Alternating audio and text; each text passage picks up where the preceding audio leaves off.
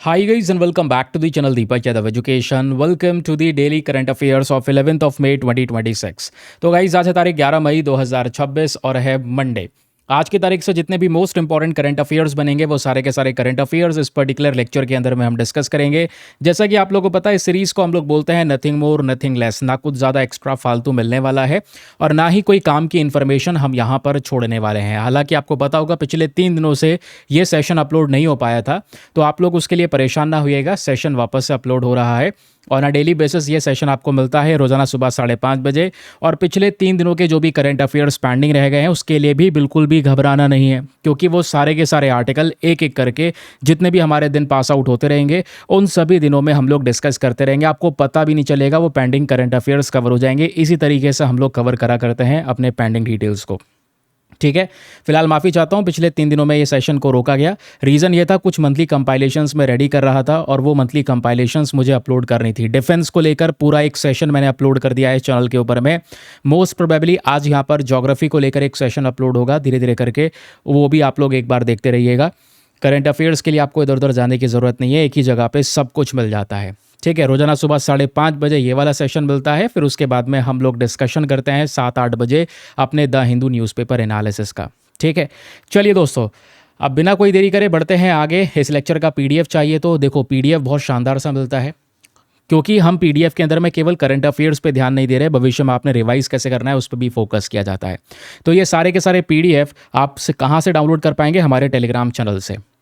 Telegram पर जाना, वहाँ पे जाके सर्च बॉक्स में लिखना दीपक यादव एजुकेशन यूपीएससी, आपको ये वाला टेलीग्राम चैनल मिल जाएगा। 80,000 से ज़्यादा लोग जुड़ चुके हैं, जाकर फटाफट वहाँ से इन लेक्चर के पीडीएफ डॉक्यूमेंट्स को डाउनलोड कर लो। तो चलिए फिर शुरुआत करते हैं हम लोग अपने फर्स्ट आर्टिकल के साथ में। पहला article GS paper number 2 international relations and GS paper number 3 economy के पॉइंट ऑफ व्यू से इंपॉर्टेंट है, क्योंकि यूपीएससी में AIIB को लेकर क्वेश्चन बन चुका है और अलग अलग अन्य प्रकार के गवर्नमेंट एग्जामिनेशंस में एशियन डेवलपमेंट बैंक के बारे में सवाल पूछा जा चुका है। तो सर आज वापस से एशियन डेवलपमेंट बैंक न्यूज़ में बना हुआ है, लेकिन पहली चीज़ यह है कि क्यों न्यूज़ में बना हुआ है पहले हमें ये बता दो, ये सबसे इंपॉर्टेंट है। न्यूज़ में रहने का पीछे का कारण है कि हाल ही में एशियन डेवलपमेंट बैंक ने अनाउंस किया है $70 बिलियन का एक प्रोग्राम। उस प्रोग्राम के अंदर में एनर्जी और डिजिटल इंफ्रास्ट्रक्चर के ऊपर में ये $70 बिलियन खर्चे जाएंगे across the Asia Pacific region by the 2035। तो 2035 तक के लिए एशिया पैसिफिक रीजन के लिए $70 बिलियन का प्रोग्राम अनाउंस किया है एशियन डेवलपमेंट बैंक ने, जिस वजह से ये न्यूज़ में है। अच्छा, एशिया पैसिफिक रीजन, तो हमारा यहाँ पर आप देख पाओगे इंडियन ओशन है, पैसिफिक ओशन है, ये एशिया वाला रीजन है। तो इसी रीजन पे हम फोकस कर रहे हैं, क्योंकि ये ग्रुप ही ज़्यादातर रीजनल ग्रुप है। हालांकि इसमें एशिया वाले बाहर से भी जो कंट्रीज़ है वो इसके मेंबर्स हैं, बट याद रखिएगा इसका मेन फोकस कि भाई हमें डिजिटल इंफ्रास्ट्रक्चर पे काम करना है, एनर्जी इंफ्रास्ट्रक्चर पे काम करना है, डेवलपमेंट पे काम करना है, तो वो अपने इस रीजन वाइज के ऊपर में ज़्यादा ध्यान देता है, क्योंकि इन्हीं कंट्रीज़ ने मिलकर एशियन डेवलपमेंट बैंक को बनाया है। तो अपने रीजन पे फंडिंग करना ये इसका मेन पर्पज़ है एडीबी का। ये समझ में आया कि न्यूज़ में क्यों है। अब आइए एडी के बारे में और भी बेसिक फैक्ट मैं आपको समझाता हूँ। पहली बात, ये एक मल्टीलेटरल डेवलपमेंट बैंक है, यानी बहुत सारे कंट्रीज इस बैंक का हिस्सा हैं। Even India is also a member of Asian development bank. इस बैंक को बनाया गया था 19 दिसंबर 1966 में। पहले ऐसे क्वेश्चन बहुत बनते थे, आजकल पिछले कुछ समय पर ऐसे प्रश्न बनने कम हो गए, लेकिन फिर भी याद रखिएगा 1966 में इस बैंक को डेवलप किया जाता है। इस बैंक का मेन पर्पस क्या है? मेन पर्पस है एशिया पैसिफिक रीजन का डेवलपमेंट करना, यह है इसका मेन पर्पस। ठीक है, कि हाँ भाई इस बैंक को क्रिएट करा गया था ताकि ये जो पूरा एशिया पैसिफिक रीजन है ये एक साथ ग्रो हो सके, इंक्लूसिव ग्रोथ हो सके, सभी कंट्रीज एक साथ ग्रो करें। किसी को ज़रूरत हो तो ये बैंक यहाँ पर खड़ा रहे कि आपको इंफ्रास्ट्रक्चर में सपोर्ट की ज़रूरत है, हम रेडी हैं। आपको इस तरीके से सपोर्ट की ज़रूरत है, we are ready for that. ठीक है, तो इसका एक और सबसे बड़ा पर्पस है, वो ये है कि इस पूरे रीजन में, यानी एशिया वाले रीजन के अंदर में, पैसिफिक वाले रीजन के अंदर में जो एक्सट्रीम लेवल की पॉवर्टी है, भयंकर लेवल की जो गरीबी है, इसको भी पूरी तरह से रिमूव करना, ख़त्म करना। ये भी मेन पर्पस है एशियन डेवलपमेंट बैंक का। तो इसका मेन पर्पस समझ में आया, ये बैंक क्या है ये समझ में आया। अब आता है सबसे इंपॉर्टेंट पार्ट, वो है मेंबरशिप। बहुत सारे एग्जामिनेशन में मेंबरशिप पूछी जाती है। ठीक है, तो मेंबरशिप के बारे में याद रखिएगा दोस्तों, ये मेंबरशिप ओपन है टू द रीजनल कंट्रीज। ठीक है, यानी कि एशिया पैसिफिक रीजन में आने वाले जितने भी देश हैं वो इसका सदस्य बन सकते हैं। लेकिन दूसरा क्वेश्चन ये आएगा, क्या इस रीजन में जो कंट्री बिलोंग नहीं करता वो इसका सदस्य नहीं बन सकता? ऐसा नहीं है। नॉन रीजन से जो डेवलप्ड कंट्रीज हैं वो इसके मेंबर बन सकते हैं। नॉन रीजनल यानी एशिया पैसिफिक रीजन से बाहर, इस वाले रीजन से बाहर अगर कोई कंट्री है, डेवलप्ड कंट्री है, विकसित देश है, देन वो यहाँ पर मेंबर बन सकता है हमारे एशियन डेवलपमेंट बैंक का। ये बात आपको समझ में आया? ठीक है। लेकिन याद रखना दोस्तों, जो भी मेंबर एशियन डेवलपमेंट बैंक का सदस्य बनना चाहता है, देन वो जो मेंबर है उसको यूनाइटेड नेशन का हिस्सा होना बहुत ही ज़्यादा ज़रूरी है। अगर वो यूनाइटेड नेशन का हिस्सा भी नहीं है तो दूसरी और कोई भी स्पेशलाइज एजेंसी जो यूनाइटेड नेशन की है उसका हिस्सा होना ज़रूरी है, तभी आप एशियन डेवलपमेंट बैंक का मेंबर बन पाओगे। ये एशियन डेवलपमेंट बैंक का मेंबर बनने का एक एलिजिबिलिटी क्राइटेरिया है। अब बात आती है टोटल नंबर्स की। तो इस बैंक के अंदर में, सॉरी बैंक कह रहा हूँ, इस पूरा डेवलपमेंट बैंक का सिनारियो देखेंगे तो 69 मेंबर्स हैं करंट समय पर। 69 में से 50 तो वो सदस्य हैं जो रीजनल मेंबर हैं, जो एशिया पैसिफिक से बिलोंग करते हैं, और 19 ऐसे मेंबर हैं जो नॉन रीजनल मेंबर हैं, जो एशिया पैसिफिक के बाहर से आते हैं। तो एग्जामिनेशन में क्वेश्चन बन सकता है, क्या एशियन डेवलपमेंट बैंक में केवल एशियन रीजन के कंट्रीज होंगे? तो अगर नहीं पढ़ा होगा तो लगेगा हाँ भाई एशियन डेवलपमेंट बैंक है तो एशियन कंट्रीज होंगी उसके अंदर में, तो सही ऑप्शन है। बट ऐसा नहीं है। एशियन डेवलपमेंट बैंक में केवल रीजनल मेंबर्स नहीं होंगे, रीजनल के अलावा non regional members also can become member of Asian development bank.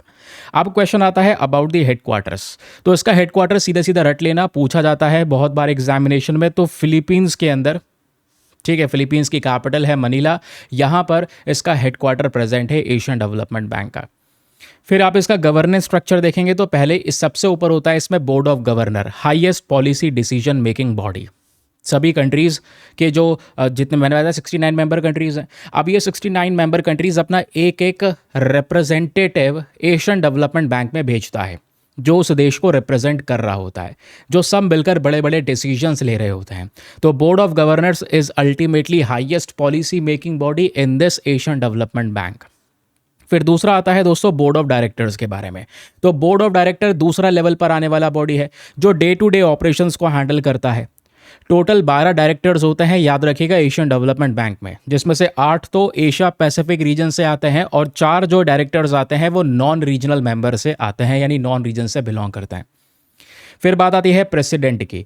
तो मेन जो प्रेसिडेंट होते हैं वो यहाँ पर बोर्ड ऑफ डायरेक्टर को चेयर भी करते हैं, याद रखना है, ठीक है। इस वाले पर्टिकुलर बॉडी को वो चेयर भी करते हैं। एशियन डेवलपमेंट बैंक के डे टू डे ऑपरेशंस को वो देख रहे होते हैं, ठीक है। अब जो मेंबर्स का हमने समझा इंपॉर्टेंस, और हमने देखा 3 स्टेज में इसका इंपॉर्टेंस है। पहले सबसे ऊपर board of governor, then board of directors and then president. अब क्वेश्चन ये है वोटिंग सिस्टम के बारे में, ये बहुत इंपॉर्टेंट है। एक बार एग्जामिनेशन में ये भी आप लोगों से पूछा जा सकता है, पूछा जा चुका है वोटिंग सिस्टम के बारे में। तो मामला क्या है वोटिंग सिस्टम का, मैं आपको थोड़ा समझाता हूँ। एशियन डेवलपमेंट बैंक हमेशा से एक वोटिंग सिस्टम फॉलो करता हुआ आया है।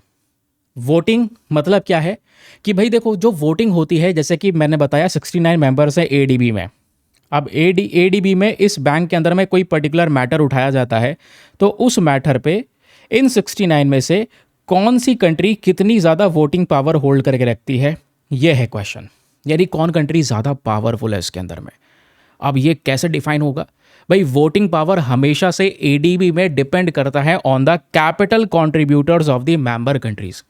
इन 69 मेंबर कंट्रीज में से एशियन डेवलपमेंट बैंक पे कौन कितना योगदान दे रहा है, कौन कितना इन्वेस्ट कर रहा है। जितना ज़्यादा कोई इन्वेस्ट करेगा उतना ज़्यादा उस कंट्री के पास में एशियन डेवलपमेंट बैंक के शेयर्स होंगे, यानी share holding power. And more share holding power means more voting power, ठीक है। तो वोटिंग सिस्टम की जब बात आती है शेयर होल्डिंग में, तो प्लीज़ यहाँ पर आप इसको नोट डाउन कर सकते हैं। Japan, USA, China, India and Australia, ये 5 कंट्रीज़ हैं जो मेजॉरिटी ऑफ शेयर्स को होल्ड करती हैं of the Asian development bank. Japan is on top, second one is USA, third China and fourth पर आते हैं हम इंडिया। इंडिया के पास में 6.3% की शेयर होल्डिंग है ऑफ दिस एडीबी। रटने वाला फैक्ट है, याद रखिएगा। Japan and USA and China, ये टॉप 3 कंट्रीज़ हैं जिनके पास में वोटिंग पावर सबसे ज़्यादा है, ठीक है। ये इंपॉर्टेंट पॉइंट है, प्लीज़ दोस्तों नोट कर लेना। Japan and USA are the largest share holders on ADB, और हम आते हैं 4थे नंबर पर। अब क्वेश्चन ये है कि ठीक है, अब ये भी बात समझ में आ गई भाई, कैसे मेंबर काम करते हैं, वोटिंग पावर हम लोगों ने समझा। और सबसे इंपॉर्टेंट और इंटरेस्टिंग चीज़ एक और है, वो पता है क्या है? वो इंटरेस्टिंग चीज़ ये है कि हमने ये देखा कि एशियन डेवलपमेंट बैंक में पैसा कैसे आता है, क्योंकि कंट्रीज़ कंट्रीब्यूट कर रही हैं, इन्वेस्टमेंट कर रही हैं, धीरे धीरे करके वही पैसा इकट्ठा होता रहता है। फिर इसी 69 मेंबर जो इकट्ठे हुए, इनमें से मान लो किसी कंट्री को लोन की ज़रूरत है या ग्रांट्स की ज़रूरत है, तो भाई एशियन डेवलपमेंट बैंक वो लोन प्रोवाइड करवाएगा, ग्रांट प्रोवाइड करवाएगा। कोई इंफ्रास्ट्रक्चर बनाना है, सोशल सेक्टर पे काम करना है, एनवायरमेंटल सस्टेनेबिलिटी के ऊपर में काम करना है, तो उसमें यहाँ पर एशियन डेवलपमेंट बैंक हेल्प करेगा। टेक्निकल असिस्टेंस किसी को देना है, टेक्निकल एक्सपर्टीज़ प्रोवाइड करवानी है, एडवाइजरी सर्विस देनी है पॉलिसी मेकिंग को इम्प्रूव करने के लिए, तो उसमें भी एडीबी काम करेगा। यानी अपने आसपास के कंट्रीज़ के जो इसके मेंबर्स हैं, उसमें किसी इंफ्रास्ट्रक्चर की ज़रूरत हो, ट्रेड की हो, इन्वेस्टमेंट की हो, टेक्निकल सपोर्ट की हो, है ना, इवन एडीबी फाइनेंस कर सकता है कुछ अलग अलग प्राइवेट सेक्टर्स को भी। तो ये सारा का सारा काम किसका है? एडीबी का है। ठीक है, याद रखेंगे। अब याद नहीं रख पाओगे तो कोई परेशान नहीं होना। परेशान इसलिए नहीं होना क्योंकि आपको फैक्ट्स बना कर दिए गए कि इनमें से जो मैंने आपको पढ़ाया, ऑब्वियस सी बात है, मैं जब आपको एक्सप्लेन कर रहा हूँ तो ए टू जेड हर एक बात एक्सप्लेन करूँगा, अच्छे से समझाने की कोशिश करूँगा। लेकिन अब आपको यहाँ पर एग्जाम क्रैक करना है, काम की चीज़ें निकालो, एग्जाम क्रैक करो, बाकी यहाँ पर कोई मतलब नहीं होना चाहिए।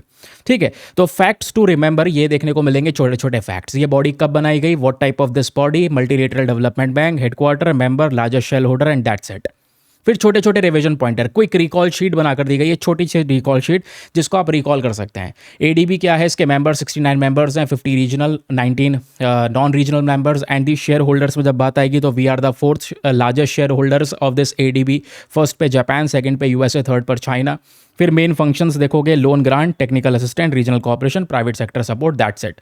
और ये तो न्यूज़ थी $70 बिलियन प्रोग्राम प्रोवाइड करवाने की। काम खत्म, एक शानदार सा पीडीएफ रेडी, आर्टिकल खत्म, रिवीजन पॉइंटर खत्म, भविष्य में रिवाइज करने की परेशानी खत्म।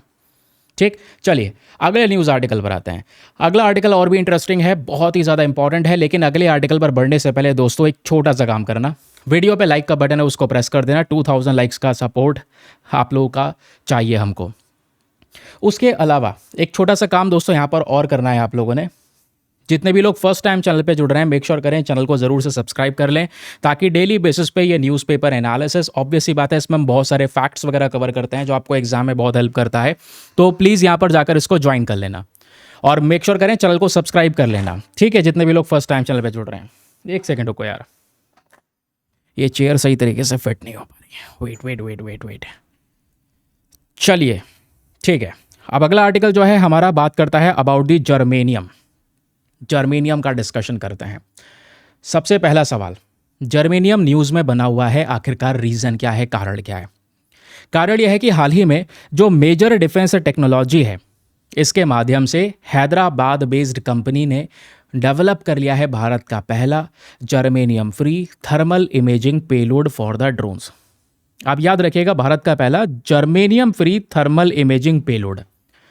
अब ये थर्मल इमेजिंग क्या होता है? ये कॉन्सेप्ट है जिससे हम पिक्चर्स वगैरह को बहुत क्लियर विजिबल कर सकते हैं, जो ड्रोन्स में यहाँ पर यूज़ होता है, कैमराज में यूज़ होता है, लेकिन वो बनता है जर्मेनियम से। हमने अब बिना जर्मेनियम के पहला थर्मल इमेजिंग पेलोड बनाया, जिस वजह से ये न्यूज़ में है। ये इंपॉर्टेंट इसलिए भी है क्योंकि जर्मेनियम का इंपॉर्टेंस दिखाता है कि जर्मेनियम का बहुत ज़्यादा इस्तेमाल शुरू से ही हो रहा है थर्मल इमेजिंग सिस्टम में, स्पेशली डिफेंस इंडस्ट्री में, ड्रोन वगैरह में। ड्रोन से ही हम निगरानी रखते हैं, तो सर्विलांस सिस्टम में, कैमराज में ये यूज़ होता हुआ नज़र आता है। आपसे जर्मेनियम के यूजेस पूछ सकता है इस आर्टिकल से, क्योंकि जितने भी साइंस एंड टेक के क्वेश्चंस हैं, मोस्ट ऑफ द क्वेश्चन ज़्यादातर आप देखोगे, मैं क्योंकि PYQs पैटर्न को एनालाइज कर चुका हूँ, तो 75% क्वेश्चन ऐसे मिलेंगे जिसमें एप्लीकेशन बेस्ड है कि भाई ये मिनरल न्यूज़ में है, ये मेटल न्यूज़ में, इसके यूजेस क्या क्या हैं। चलिए, अब न्यूज़ आपको समझ में आया, आगे बात करते हैं सबसे पहले जर्मेनियम के बारे में। तो जर्मेनियम एक केमिकल एलिमेंट, इसका सिंबल है GE, एटॉमिक नंबर है 32, दिखता है सिल्वर कलर का। तो सिल्वर ग्रे मेटेलॉइड है। अच्छा, metals, metalloids and non metals, ये 3 अलग अलग चीज़ें होती हैं। मैंने आपको आज से कुछ दिनों पहले इसके बारे में पढ़ाया भी है। तो जब जर्मेनियम की बात करते हैं तो जर्मेनियम सिल्वर ग्रे कलर का मेटेलॉइड है, ना ही मेटल है ना ही नॉन मेटल है। मेटेलॉइड मतलब होता है जिसमें दोनों प्रॉपर्टीज़ होती हैं, मेटल्स की प्रॉपर्टीज़ भी होती हैं, नॉन मेटल्स की प्रॉपर्टीज़ भी होती हैं। उसको हम लोग क्या बोलते हैं? उसको मेटेलॉइड बोलते हैं। तो जर्मेनियम में इस प्रकार का इंटरमीडिएट बिहेवियर नजर आता है। देन क्वेश्चन आता है about the properties of germanium. Germanium की मेन प्रॉपर्टी क्या है? पहली बात भाई, क्रिस्टल स्ट्रक्चर, डायमंड जैसा सिल्वर कलर का ये क्रिस्टलाइन स्ट्रक्चर में प्रेजेंट होता है। जर्मेनियम और सिलिकॉन, आपने नाम सुना होगा सिलिकॉन का, कहोगे हाँ हाँ, जब आपने सेमीकंडक्टर पढ़ा है तब सुना है। बिल्कुल, सेमीकंडक्टर को बनाने के लिए जो रॉ मटेरियल लगता है उसमें जर्मेनियम भी है और सिलिकॉन भी है, इससे हम सेमीकंडक्टर्स भी बनाते हैं। पहला यूज़ आपको समझ में आया। एंड सेमीकंडक्टर के अलावा आज जर्मेनियम का यूज़ होता है फाइबर ऑप्टिक सिस्टम में, infrared optics, semiconductor industry, solar cells, chemical catalyst and then camera के लेंसेज, जैसे मैंने आपको बताया कैमराज में यूज़ होता है। उसके अलावा इफेक्टिव पैडल्स, एलईडी, सभी जगह पे जर्मेनियम का यूज़ हो रहा है। एंड मैंने आपको बताया है ये जो एप्लीकेशन है सबसे इंपॉर्टेंट पार्ट है, यही पूछेगा आपसे कि बताओ जर्मेनियम के यूजेस क्या क्या हैं। नीचे बहुत सारे स्टेटमेंट दे देगा, फिर बताओ कौन सा सही है। अच्छा, जर्मेनियम की एक खास बात और है, ये जो केमिकल एलिमेंट है ये पानी में भी स्टेबल रहता है और हवा में भी स्टेबल रहता है। इसमें कोई ज़्यादा चेंज नहीं आते, ना हवा के कांटेक्ट में ना ही वाटर के कांटेक्ट में। हालांकि नाइट्रिक एसिड के साथ में रिएक्ट कर जाता है। नेचुरली कई सारी जगह पर मिलता है, लेकिन नेचुरली कहाँ पर खोजना है? जहाँ पे जिंक मिलेगा वहाँ जर्मेनियम मिलेगा, इतना याद रखना। दोनों भाई भाई हैं, साथ में रहते हैं। जर्मेनियम छोटी छोटी क्वांटिटी में मिलता है, खासकर जर्मेनाइट फॉर्म में, और दूसरा आर्गोराइड फॉर्म में। अब फिलहाल ये मत याद रखो, याद ये रखना कि जर्मेनियम को खोजने के लिए हमें जिंक की भी खोज करनी पड़ती है। जर्मेनियम और जिंक साथ में मिलता है। इवन कई बार जब हम जिंक का प्रोडक्शन करते हैं, जिंक का प्रोडक्शन कर रहे होते हैं, तो उसका बाय प्रोडक्ट हमको जर्मेनियम ही मिलता है, या फिर कोयले से भी जर्मेनियम मिलता है, कोल फ्लाई ऐश से, याद रखिएगा। लेकिन दुनिया में 75% जिंक ओर से ही जर्मेनियम पाया जाता है एंड बाकी 25% कोयले से आता है। तो पूछ ले इसका मेन नेचुरल अकरेंस, तो germanium is mainly obtained from the zinc production and exactly germanium is a by product from the zinc production. ये थोड़ा सा याद रखिएगा। अब आता है application of the germanium. Majority of चीज़ें डिस्कस कर चुके हैं ऊपर, बट रिवाइज कर लो। सबसे पहला यूज़ भाई सेमीकंडक्टर में इस्तेमाल होता है, फाइबर ऑप्टिक सिस्टम में, कम्युनिकेशन टेक्नोलॉजी में। इलेक्ट्रॉनिक कंपोनेंट्स की बात करेंगे तो हमारे rectifier, photo cells, thermal imaging device, इसमें जर्मेनियम का यूज़ होता है। Thermal imaging, payloads, drone surveillance system, infrared optics, ये सारे के सारे वो इंडस्ट्रीज़ हैं, ठीक है। या कम्युनिकेशन से रिलेटेड, ड्रोन से रिलेटेड, सर्विलांस से रिलेटेड, थर्मल से रिलेटेड, कैमरा से रिलेटेड, तो वो सारे के सारे इंडस्ट्रीज़ हैं जहाँ पे जर्मेनियम का हम मेजॉरिटी ऑफ यूज़ देखते हैं। अच्छा, जब इतना पढ़ लिया है तो ये बताओ जर्मेनियम का सबसे बड़ा प्रोड्यूसर कौन है? तो biggest producer is China.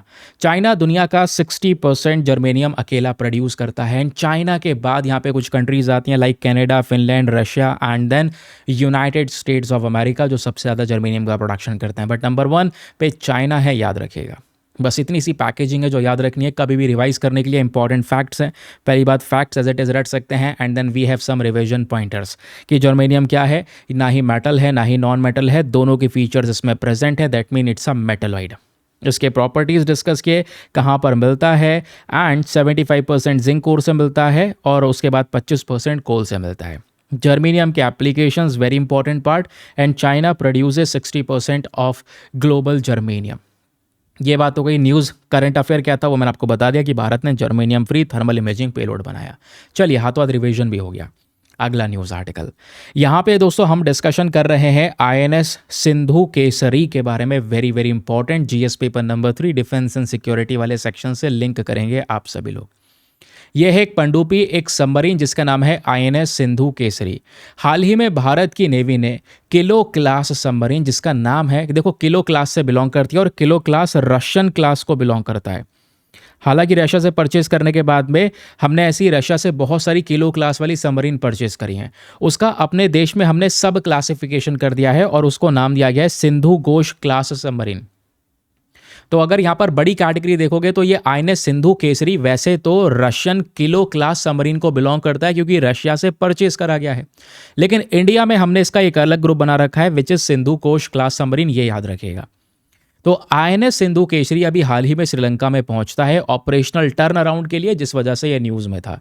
Question यह है कि सर ये ऑपरेशनल टर्न अराउंड क्या होता है? इसका मतलब ये जहाज़ गया रिफ्यूलिंग के लिए, कुछ रिप्लेनिशमेंट के लिए, रिपेयरमेंट के लिए, मेंटेनेंस के लिए, तो उस वजह से यहाँ पर रुक गया था और इसी वजह से यहाँ पर ये न्यूज़ में आ गया आईएनएस सिंधु केसरी।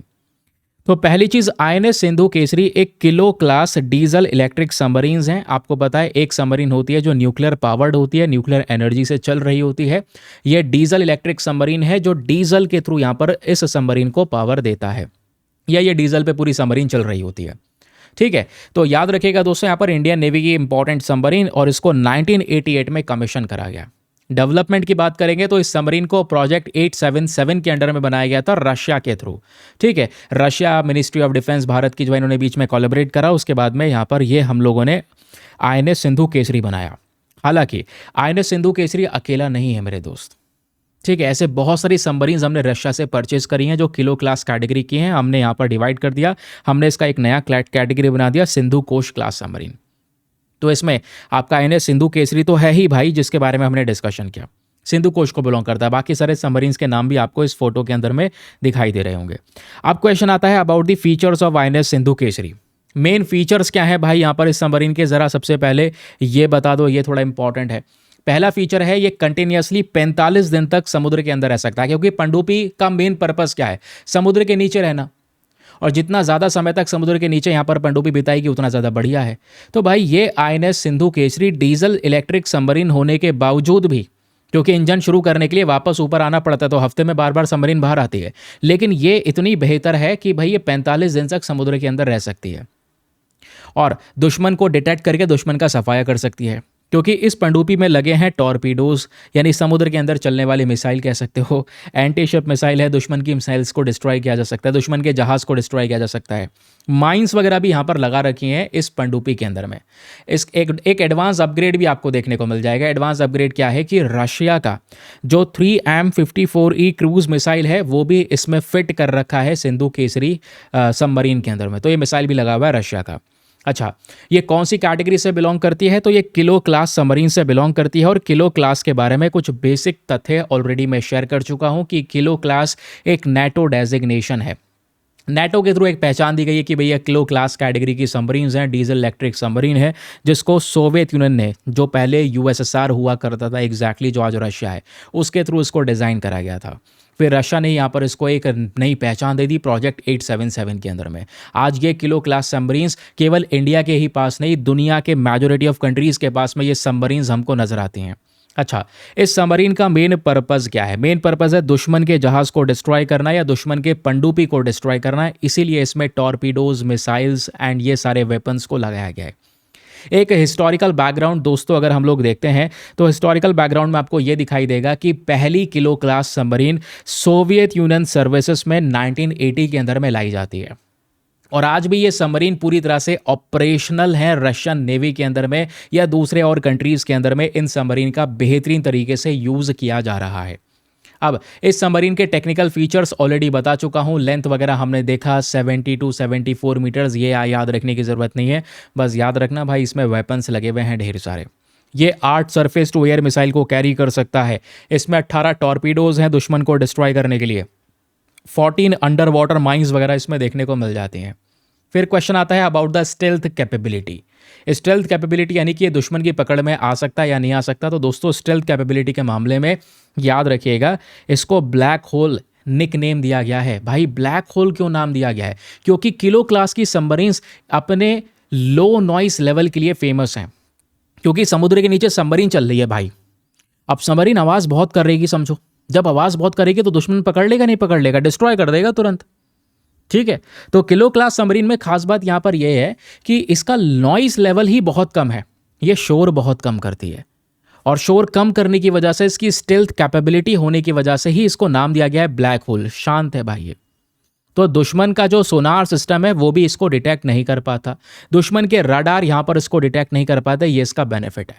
अब कभी भी भाई आपको रिवाइज करना हो इस पर्टिकुलर सबमरीन के बारे में, आईएनएस सिंधु केसरी के बारे में, तो ये इंपॉर्टेंट फैक्ट्स आपको प्रोवाइड करवाए गए कि आईएनएस सिंधु केसरी क्या है, प्रोपोर्शनल सिस्टम, कमीशन कब किया गया, इसका मेन ऑरिजिन, मेन रोल, हर एक चीज़ हम लोगों ने यहाँ पर कवर कर ली है। ठीक है, ये रहे छोटे छोटे रिवीजन पॉइंटर्स जो आपको बहुत ही ज़्यादा मदद करेंगे हर एक चीज़ों को रिवाइज करने में। तो ये रहे छोटे छोटे रिवीजन पॉइंटर कि आईएनएस सिंधु केसरी एग्जैक्टली क्या है, इसको किसने डेवलप किया है, इसमें weapons, endurance, kilo class submarine, important facts, main function, सब कुछ हम लोगों ने कवर कर लिया है। चलिए भाई बढ़ते हैं आगे अगले न्यूज़ आर्टिकल की तरफ। अब यहाँ पर आ चुके हैं दोस्तों हम ज्योग्राफी के ऊपर में। आज एक बहुत इंपॉर्टेंट रिवर डिस्कस करने वाले हैं विच इज़ नर्मदा रिवर। अब ये नर्मदा रिवर यार बहुत ही ज़्यादा न्यूज़ में बनी हुई है, तो अच्छे से पढ़ लीजिए इसके बारे में, एग्जामिनेशन में यहाँ से क्वेश्चन बन सकता है। ये न्यूज़ में क्यों है? हाल ही में आपने देखा सोशल मीडिया प्लेटफॉर्म पर भी ढेर सारे वीडियोज़ वायरल हो रहे थे। 9 लोगों की जान चली गई क्योंकि एक बोट डूब जाती है नर्मदा नदी में। बरगी डैम के पास की बात है। नर्मदा रिवर मध्य प्रदेश में अमरकंटक हिल से ऑरिजिन होती है, वहाँ से बनती है ये नदी। फिर बहते हुए मध्य प्रदेश के बाद में महाराष्ट्र, महाराष्ट्र से गुजरात और गुजरात के बाद सीधा गल्फ ऑफ खंबत, ठीक है, गल्फ ऑफ जो कैम्बे है या गल्फ ऑफ खंबत कह लो, उसमें जाकर ये नदी गिर जाती है, खाली हो जाती है, ठीक है। उसका पानी सारा इस वाले समुद्र में गिर रहा होता है। तो हुआ क्या दोस्तों, जबलपुर के पास में ही यहाँ पर एक डैम प्रेजेंट है, बरगी डैम, और यहीं पास में देखो ये बरगी डैम लिखा हुआ है, यहीं पास में एक बोट पलट जाती है जिसमें 9 लोगों की जान चली जाती है। अब बहुत वायरल हुआ सोशल मीडिया प्लेटफॉर्म पर इस पूरे केस के बारे में। तो आइए फटाफट हम नर्मदा रिवर के बारे में कुछ बेसिक फैक्ट्स हैं, फटाफट यहाँ पर इसको पढ़ते हैं, इंपॉर्टेंट बहुत है, बहुत इंपॉर्टेंट है, ये याद रखना। नर्मदा रिवर एक लार्जेस्ट वेस्ट फ्लोइंग रिवर है इन are peninsular India. Peninsular India की जब बात आती है तो एक सेकेंड को, क्या हम फोटो लाए हैं? बिल्कुल। पेनिनसुलर रीजन वो होता है जो 3 जगह से समुद्र से घिरा हुआ होता है। तो भारत का साउथ वाला हिस्सा भाई, इधर अरेबियन सी है, इधर बे ऑफ बंगाल है, नीचे इंडियन ओशन है, तो बीच का ये जो हिस्सा है इसको हम पेनिनसुलर इंडिया कहते हैं। अब इसमें बहुत सारी नदियां हैं जो वेस्टर्न साइड में बहती हैं और बहुत सारी नदियां हैं दोस्तों भारत की जो ईस्टर्न साइड में बहती हैं। यानी बे ऑफ बंगाल में खाली होती हैं ढेर सारी नदियां और ढेर सारी नदियां अरेबियन सी में खाली होती हैं। आपकी जो नर्मदा रिवर है ये वेस्टर्न साइड बहती है, ईस्ट टू वेस्ट बहती है। तो नर्मदा रिवर यहाँ से ये बनती है कहाँ पर? मध्य प्रदेश के अंदर अमरकंटक हिल्स में। इन पहाड़ियों से बनते हुए ये नदी, इस वाले फोटो में देखो, बरगी डैम से होते हुए आके तवा डैम है, ओमकारेश्वर पड़ता है बीच में, माहेश्वर पड़ता है बीच में, ठीक है। ओमकारेश्वर 12 ज्योतिर्लिंगों में से एक है। सरदार सरोवर पड़ता है, फिर उसके बाद में गुजरात में एंटर होती है महाराष्ट्र के बाद में, और गल्फ ऑफ खंबत में गिर जाती है, ठीक है। ऐसी भारत की बहुत सारी नदियां हैं जो वेस्टर्न साइड में बहती हैं। लेकिन जब मेजर रिवर्स की जब हम बात करते हैं तो इसमें आपकी नर्मदा, तापी और माही, ये 3 मेजर पेनिनसुलर रिवर्स हैं जो ईस्ट टू वेस्ट बहती हैं और अरेबियन सी में खाली हो जाती हैं। वैसे बहुत सारी नदियां हैं लेकिन मेजर रिवर्स में, बड़ी नदियों में ये 3 नदियां आपको याद रखना है जो फ्रॉम ईस्ट टू वेस्ट बहती हैं और अरेबियन सी में खाली होती हैं।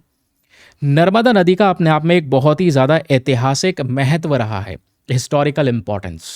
और वो क्या है भाई, यहाँ पर ये गंगा रिवर वैली के बीच में और अरेबियन सी के बीच में एक रूट का काम कर चुकी है। ग्रीक जियोग्राफर थे, उन्होंने यहाँ पर ये नाम नमाड़े करके यहाँ पर ये जो नाम है इससे यहाँ पर ये पुकारा था। नर्मदा नदी का जो ओरिजिन है, जैसे मैंने आपको बताया, ये कहाँ से होता है? नर्मदा कुंड से होता है। अमरकंटक हिल्स में ये कुंड प्रेजेंट है, यहीं से ये नदी बनकर आती है और मध्य प्रदेश से होते हुए सीधा यहाँ पर महाराष्ट्र में, महाराष्ट्र से होते हुए गुजरात में, और गुजरात से होते हुए सीधा कहाँ पे खाली होती है? अरेबियन सी में खाली होती है। तो 3 मेजर स्टेट्स हैं MMG, मध्य प्रदेश, महाराष्ट्र एंड गुजरात। फिर उसके बाद में गल्फ ऑफ कैम्बे या गल्फ ऑफ खंबत जिसमें खाली होती है।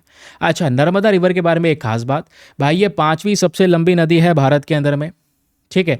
वैसे सबसे लंबी नदी कौन सी है आपको देखने को मिल जाएगी? गंगा देखने को मिल जाएगी। ये 5वीं सबसे लंबी नदी देखने को मिलती है जो पूरी नदी भारत के अंदर में है। वरना ऐसे तो भाई वो नदी कहोगे सबसे लंबी नदी नहीं, वो ब्रह्मपुत्रा है, इंडस है। ब्रह्मपुत्रा केवल भारत में थोड़ी बहती है भाई, वो तो चाइना से ऊपर से तिब्बत से होती हुई आ रही है। यारलुंग सैंगपो पहले बोलते हैं, फिर अरुणाचल प्रदेश से एंटर होती है इंडिया के अंदर में, तब ब्रह्मपुत्रा कहलाती है। तो कुछ हिस्सा उसका इंडिया में है। अगर हम पूरी एंटायर रिवर की बात करेंगे जो विद इन इंडिया है, ऐसे केस में नर्मदा 5वीं लंबी सबसे लंबी रिवर है, और बाकी सबसे इसमें टॉप पर जो आती है वो अपनी गंगा रिवर है। नर्मदा के आसपास यहाँ पर देखोगे, मैं एक फोटो लेकर आया था यार, मुझे वो फोटो नहीं मिला, चलो कोई बात नहीं। नर्मदा के आसपास देखोगे तो बहुत सारी पहाड़ियाँ हैं। नॉर्थ में विंध्या रेंजेस हैं, ईस्ट में माइकला रेंजेस, साउथ में सतपुरा रेंजेस, और फिर उसके बाद में वेस्ट में अरेबियन सी है भाई। 4 जगह पहाड़ियाँ हैं, चौथी जगह 3 जगह पहाड़ियाँ हैं, चौथी जगह समुद्र है। समुद्र में जाके ये नदी खाली हो जाती है। नर्मदा नदी पर एक इंपॉर्टेंट वाटरफॉल आता है जिसका नाम है धुआंधार वाटरफॉल्स, ठीक है। धुआंधार फॉल्स थोड़ा सा याद रखना है, एक फेमस वाटरफॉल है जो नर्मदा रिवर पे प्रेजेंट है।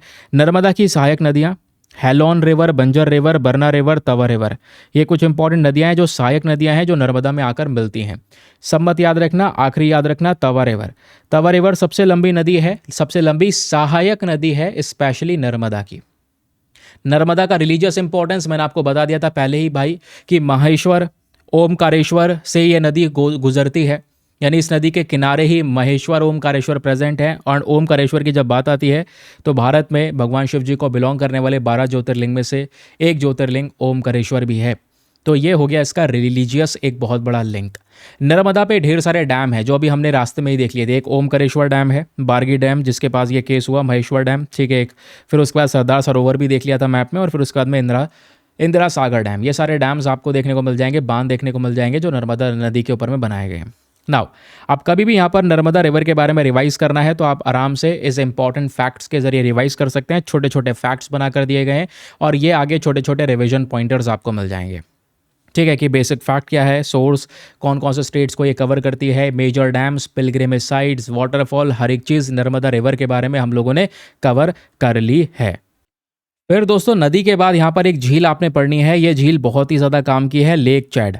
ऐसे यूपीएससी ने एक क्वेश्चन पूछा था अबाउट द लेक फैगुबिन, ये आपको पता होगा कि भाई वो जो लेक है जो सूख रही है, सूख चुकी है, वो लेक फैगुबिन को लेकर वो बिल्कुल सही ऑप्शन था। ऐसा ही लेक चैड के साथ में हो रहा है।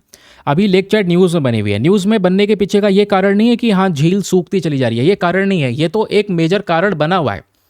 उसके अलावा आप देखोगे रिसेंटली द हिंदू न्यूज़पेपर में आर्टिकल पब्लिश होता है कि 23 सोल्जर्स को मार दिया जाता है, 26 इंजर्ड होते हैं बोको हराम अटैक के दौरान।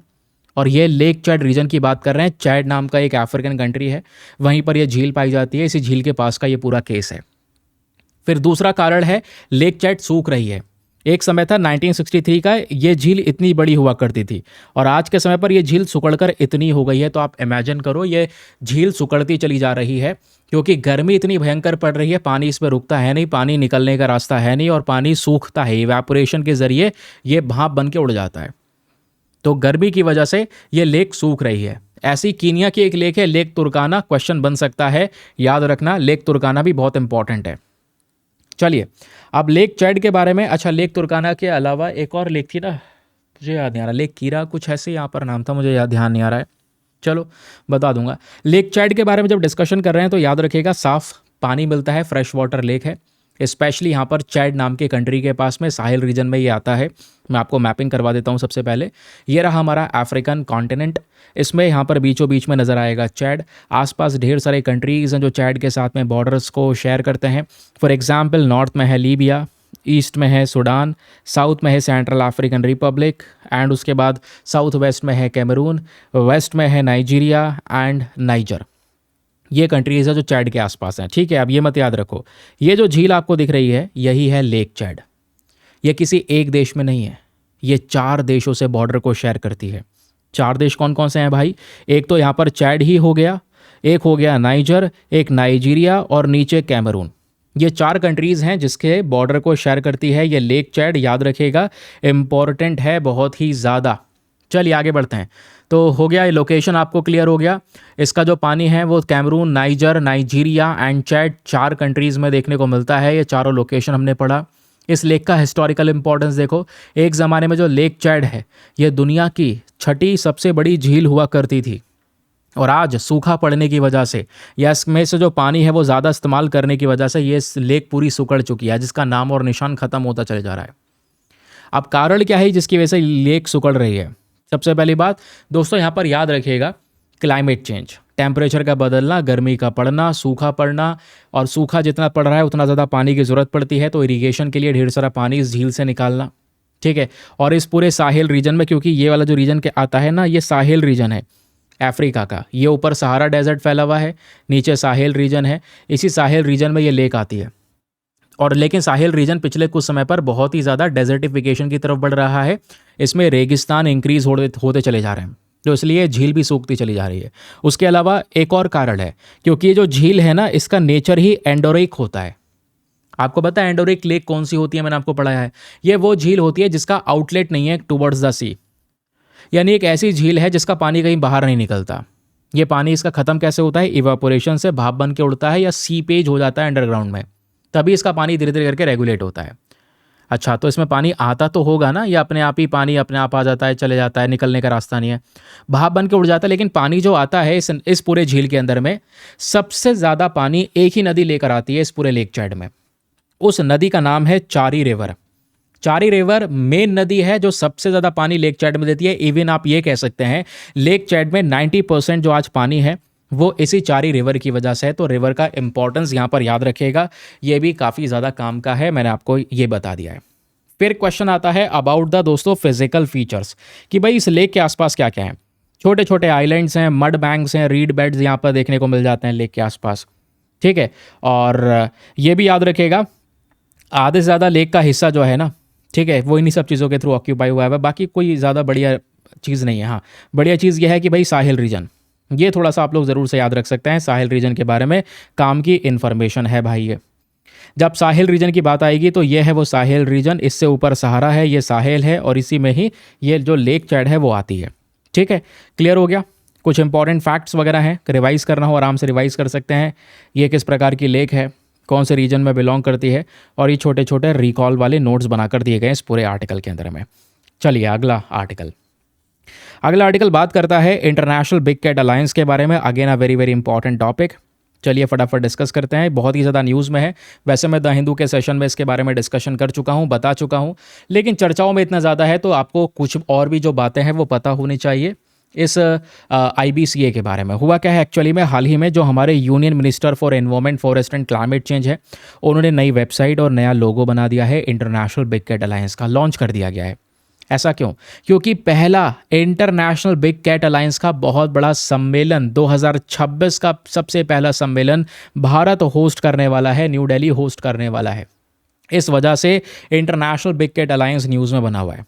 तो आइए फटाफट रिवाइज करते हैं इंटरनेशनल बिग कैट अलायंस के बारे में बेसिक फैक्ट्स को। सबसे पहली चीज़ दोस्तों याद रखिएगा, ये जो बॉडी है पूरी ये इंटर गवर्नमेंटल ऑर्गेनाइजेशन है। 2023 में इसको लॉन्च करते हैं, और ये भारत में जब प्रोजेक्ट टाइगर के 50 साल पूरे हुए थे 2023 में, उसी दौरान इंटरनेशनल बिग कैट अलायंस को लॉन्च किया गया था। अच्छा, इसमें बिग कैट बार बार ये क्यों कहा जा रहा है? क्योंकि आपको पता होना चाहिए बिग कैट में आज दुनिया में 7 प्रजातियां हैं जिसको हम as a big cat consider करते हैं। वो 7 प्रजातियां कौन कौन सी हैं दोस्तों? तो इसमें सबसे पहला आता है टाइगर, फिर है लायन, फिर है जैगवार, देन चीता, Puma, snow leopard and leopard. ये 7 स्पीशीज़ हैं जिसको हम बिग कैट की तरह कंसीडर करते हैं। याद रखिएगा, lion, tiger, leopard, snow leopard, cheetah, jaguar and puma. हमारा मेन ऑब्जेक्टिव है, क्योंकि देखो ये जो बिग कैट की स्पीशीज़ है लगभग दुनिया में 95 कंट्रीज़ में पाई जाती हैं। मेजॉरिटी ऑफ कंट्रीज़ में ये बिग कैट की स्पीशीज़ मिलती हैं। तो हम चाहते हैं एक बहुत बड़े अलायंस के माध्यम से, इस अलायंस के माध्यम से दुनिया भर के इन सब कंट्रीज़ को साथ में लेकर आया जाए, और ये सारी की सारी कंट्रीज़ मिलकर इंटरनेशनली एक दूसरे के साथ में कोऑपरेट करें, मिलकर बातचीत करें, कोलैबोरेट करें, और इन इंटरनेशनल बिग कैट स्पीशीज़ को बचाने के ऊपर में काम कर सकें। तो इन सातों की सातों प्रजातियों को बचाने के लिए ही ये इंटरनेशनल बिग कैट अलायंस बनाया गया था। आज दोस्तों ये पूरा अलायंस 95 कंट्रीज़ के लिए ओपन है। इसकी मेंबर्स नहीं है, लेकिन 95 कंट्रीज़ के लिए, इसमें रेंज और नॉन रेंज कंट्रीज़ दोनों आती हैं। अच्छा, रेंज और नॉन रेंज कंट्रीज़ में क्या फ़र्क होता है? रेंज कंट्रीज़ वो होती हैं जहाँ पर ये बिग कैट की स्पीशीज़ वाकई में अवेलेबल हैं, ये वाकई में ये लाइन वगैरह जो है पाए जाते हैं। नॉन रेंज कंट्रीज़ वो हैं जहां पर ये बिग कैट की स्पीशीज़ अवेलेबल तो नहीं है, बट ये कंट्रीज़ अपनी दिलचस्पी दिखा रही हैं इन बिग कैट की स्पीशीज़ को प्रोटेक्ट करने के ऊपर में, कंजर्व करने के ऊपर में, बचाने के ऊपर में। तो इसलिए हम इनको रेंज और नॉन रेंज कंट्रीज़ में डिवाइड कर देते हैं। लेकिन जब आपसे पूछ लेगा इंटरनेशनल बिग कैट अलायंस के मेंबरशिप के बारे में, तो याद रखिएगा रिपोर्ट कहती है एज ऑफ मई 2026, जैसे अभी आज 11 मई है, तो 11 मई तक अगर हम डिटेल्स देखें तो इंटरनेशनल बिग कैट अलायंस के पास में 24 मेंबर कंट्रीज़ हैं। कितनी? 24 मेंबर कंट्रीज़ इसमें देखने को मिलती हैं, और 3 इसकी ऑब्जर्वर कंट्रीज़ हैं। 24 कंट्रीज़ जिन्होंने फॉर्मली इसको ज्वाइन कर लिया है, रेटिफाई कर लिया है। एंड ऑब्जर्वर कंट्रीज़ में आपका है कजाकिस्तान, नामीबिया, थाईलैंड, जो बेसिक तौर पर एक as a observer country join हुए हुए हैं इंटरनेशनल बिग कैट अलायंस में। ठीक है, क्लियर हो गया, बाकी कुछ भी नहीं है। फाउंडिंग मेंबर्स की बात करेंगे तो ये कुछ मेंबर्स जिन्होंने मिलकर इस ग्रुप को बनाया था, इसमें इंडिया का बहुत बड़ा रोल है। And even international big cat alliance का जो हेडक्वार्टर है वो भी भारत के अंदर ही प्रेजेंट है। याद रखिएगा, इसका हेडक्वार्टर भारत में दिल्ली में प्रेजेंट है। ठीक है, इसके लिए फंड बनाया, 150 करोड़ रुपए खर्च करने की बात की गई। बस इतने ही याद रखना है, और कुछ याद नहीं रखना है। वही सब सेम चीज़ें बार बार रिपीट हो रही हैं इसके अंदर में। तो इंपॉर्टेंट फैक्ट्स आपको कवर करवाने हैं, तो ये आप इसमें से पढ़ लीजिएगा इंटरनेशनल बिग कैट अलायंस के बारे में, इसके फीचर्स, इसकी इंपॉर्टेंट डिटेल्स, रिवीजन पॉइंटर ये हैं। ठीक है, रिकॉल करने के लिए कि भाई इंटरनेशनल बिग कैट अलायंस को लेकर बेसिक फैक्ट, इसके type, 7 big cat species, objective members वगैरह वगैरह सब कुछ कवर कर लिया है। नाउ अब टाइम आ चुका है दोस्तों कुछ प्रैक्टिस क्वेश्चंस को सॉल्व करने का। तो आप लोगों ने करना क्या है, मैं कुछ इंपॉर्टेंट क्वेश्चंस आपको दूंगा, आपने उसके आंसर्स देने हैं नीचे कमेंट सेक्शन में। जितने ज़्यादा लोग पार्टिसिपेट करेंगे रोज़ाना बेसिस पे ये क्वेश्चन आपको मिलते रहेंगे। पार्टिसिपेशन कम होगा तो क्वेश्चन को रिमूव कर दिया जाएगा, याद रखना। तो चलिए फिर शुरुआत करते हैं एक एक करके सभी इंपॉर्टेंट क्वेश्चंस की। चलो नीचे कमेंट सेक्शन में क्वेश्चन नंबर 1 डालो और उसका आंसर लिख दो नीचे कमेंट सेक्शन में। मुझे सभी लोगों का पार्टिसिपेशन चाहिए, जितने भी लोग इस सेशन में जुड़े हुए हैं। ठीक है, सभी लोग ज़रूर से पार्टिसिपेट करेंगे, आंसर्स देंगे नीचे कमेंट सेक्शन में। ठीक है, तो question number 1 is with reference to Asian development bank consider the following statements. 3 statement दिए गए हैं एशियन डेवलपमेंट बैंक को लेकर, बताना है कौन सा स्टेटमेंट सही है। पहला, ये जो बैंक है एक टेक्निकल असिस्टेंस देता है अपने मेंबर कंट्रीज़ को। दूसरा, केवल एशियन कंट्रीज़ हैं जो मेंबर्स बन सकती हैं एशियन डेवलपमेंट बैंक की और कोई दूसरा देश नहीं बन सकता। तीसरा, जापान और अमेरिका सबसे बड़े शेयर होल्डर हैं एशियन डेवलपमेंट बैंक के। तो बताएं कौन सा स्टेटमेंट यहाँ पर एग्जैक्टली सही है। Option number A 1 and 3 only, B 2 only, C 1 only, या फिर डी तीनों के तीनों स्टेटमेंट्स करेक्ट हैं। फिर उसके बाद अगला क्वेश्चन आपके सामने प्रेजेंट है, with reference to germanium production and germanium usages consider the following statements. 3 statement दिए हैं, बताना है कौन सा सही है। पहला, जो दुनिया का सबसे ज़्यादा जर्मेनियम है, मतलब मेजोरिटी ऑफ जर्मेनियम, वो जिंक ओर से मिलता है। दूसरा, चाइना जो है सबसे बड़ा प्रोड्यूसर है जर्मेनियम का दुनिया में। तीसरा, जर्मेनियम सबसे ज़्यादा यूज़ होता है सेमीकंडक्टर के अंदर एंड थर्मल इमेजिंग टेक्नोलॉजीज़ में। तो बताएं कौन सा स्टेटमेंट सही है। Option number A 1 and 2 only, B 2 and 3 only, C 1 and 3 only, या फिर डी तीनों के तीनों स्टेटमेंट्स यहाँ पर करेक्ट हैं। फिर अगला क्वेश्चन आपके सामने प्रेजेंट है about the kilo class submarines. Kilo class submarine को लेकर 3 स्टेटमेंट है, बताना है कौन सा स्टेटमेंट सही है। पहला, इन सबमरीन्स को डिज़ाइन किया गया है mainly for the anti shipping and anti submarine warfare. दुश्मन की जहाज़ को डिस्ट्रॉय करने के लिए, दुश्मन के पनडुब्बियों को डिस्ट्रॉय करने के लिए किलो क्लास सबमरीन्स को बनाया गया। दूसरा, ये सबमरीन्स जानी जाती हैं for extremely low noise level, sound बहुत कम करती हैं, शोर बहुत कम करती हैं। ये जो यहाँ पर किलो क्लास सबमरीन्स हैं, ये एंटायरली पावर्ड की जाती हैं by the nuclear proportional system, यानी कि न्यूक्लियर पावर सबमरीन है, न्यूक्लियर एनर्जी पे काम करती है। तो बताएं तीनों में से कौन सा स्टेटमेंट सही है। Option A 1 only, B 1 and 2 only, C 2 and 3 only, या फिर डी तीनों के तीनों स्टेटमेंट्स यहाँ पर करेक्ट हैं। फिर अगला क्वेश्चन आपके सामने प्रेजेंट है, ये consider the following statements regarding the Narmada river. Narmada नदी के बारे में बताना है कौन सा स्टेटमेंट सही है। पहला, ये एक लार्जेस्ट वेस्ट फ्लोइंग रिवर है इन द पेनिनसुलर इंडिया। दूसरा, ये ओरिजिनेट होती है सतपुरा हिल से। तीसरा, ये नदी बहती है यहाँ पर रिफ्ट वैली से। तो बताएं तीनों में से कौन सा स्टेटमेंट सही है। Option A 1 and 3 only, B 2 only, C 1 only, या फिर डी तीनों के तीनों स्टेटमेंट सही है।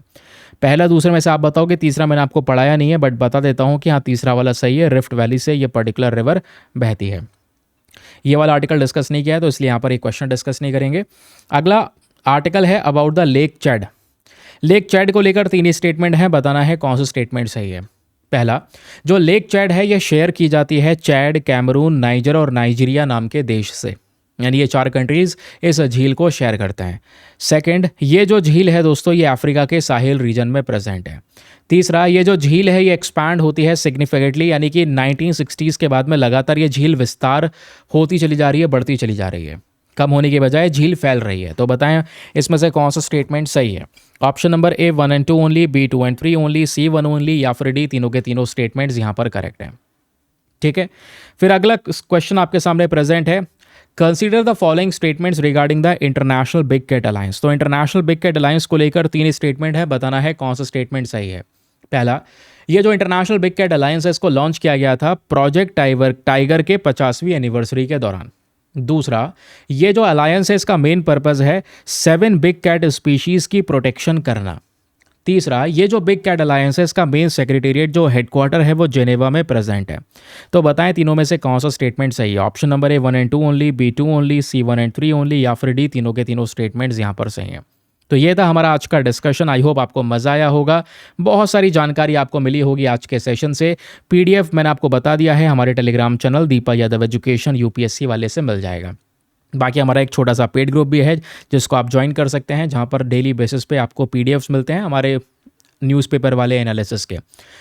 तो चलिए फिर मिलते हैं आप लोगों से कल फिर से मॉर्निंग में सुबह 5:30 बजे। आज के लिए bye bye, have a nice day, thank you and जय हिंद।